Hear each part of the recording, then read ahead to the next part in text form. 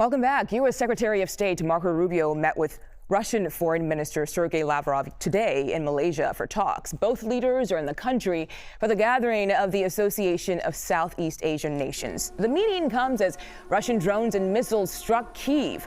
Ukrainian officials say at least 2 people were killed and 22 others were injured. Rubio spoke to reporters about what he discussed with Lavrov.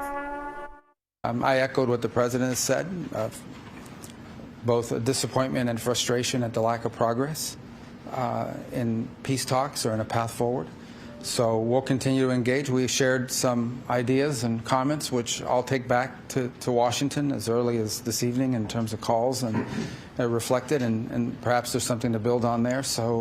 But it was a frank conversation. It was an important one. We had it, and we talked about some other items as well and related to the war in Ukraine, but that was obviously the first and foremost topic that we discussed. I want to bring in CBS News foreign policy and national security contributor H.R. McMaster for more on today's meeting. Thank you so much for joining us today. We know the war continues to drag on, but is this a sign that any dialogue is progress toward eventual peace in Ukraine? Well, Mugo, as you know, Secretary of State said, hey, it is important to keep talking, but, you've got to keep your expectations low with the Russians, and especially, with Sergei Lavrov. Not only because the guy is kind of like insufferable as a human being, but because he's been like the mouthpiece for the Kremlin's aggression for so long, and actually, there's some debate about how much sway he really even has within the Kremlin. So, hey, yeah, keep talking. It can help us understand better, I think, Russian intransigence at this point, which I hope will impel President Trump to, to continue to support, and increase support for Ukraine and put more pressure on Putin. I think what's becoming clear is, hey, the Kremlin hasn't changed its war aims. And in fact, they're doubling down on their onslaught against the Ukrainian people. So I want to ask you about this because after a brief pause, the White House will now ship some weapons to Ukraine to help in their war efforts. But just how important are these specific weapons in Ukraine's efforts to stop Russia's attack? Mugo, they're very important. We just had in the last 24 hours the largest aerial onslaught on Ukraine since the beginning of the war. So it's really important to have what we call tiered and layered air defense. And so what Russia's doing is they're using drones, they're using decoy drones, they're using different types of missiles, including ballistic missiles. And you need the Patriots, which have been sort of an issue here, for some of the most difficult missiles to shoot down. But hey, one of the things that concerns me too, Mugo, is they also need long-range precision strike capabilities, because to have a good integrated air defense system, you have to be able to shoot down arrows, but you also have to be able to kill the archer. So it's important, I think, to continue support for Ukraine. Hey, maybe with a long-term low-interest loan. I mean, President Trump doesn't like to give stuff up for free, and that's okay. But there is the model of the loan to Finland at the end of World War I, so Finland could defend itself against the nascent Soviet Union. And guess what? Finland paid that back in full.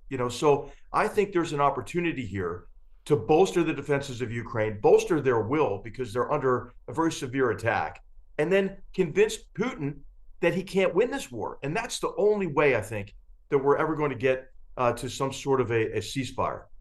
So we've heard Defense Secretary Pete Hegseth talking about the importance of having some of those weapons in the reserve. I want to ask you about that. Is that important? And just at what point does the United States say, okay, we're losing out on all of these weapons that maybe we might need at some point?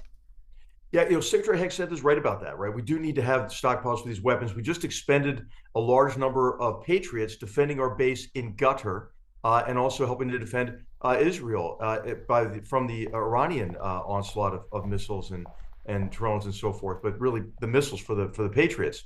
But, I think, what's really important is the Ukraine war has highlighted a lack of capacity, production capacity in our defense industrial base. Hey, so we need to get after that. We need to expand our production capability. We have to make our supply chains more resilient. A lot of the key components for our munitions are reliant on adversarial nations. So it's really, I think the Ukraine war has been a wake-up call. Our production capacity is expanding. I'll have a short piece in the Wall Street Journal this afternoon with some statistics in there. But I think what's really important is, in this case, hey, remember, we were the arsenal for democracy, in World War II. Right. Let's be Americans, not Americans. and expand this production capacity, support Ukraine, and make sure, that we have the depth, the strategic depth to be able to deter this conflict from cascading further, potentially into the Indo-Pacific. Because who's watching all this, Mugo, is Xi Jinping in China. And I think it's really important for us to demonstrate what President Trump has called peace through strength. Yeah, some very important points there. HR McMaster, thank you so much for joining us. Thank you for your time and your insight today. Appreciate it.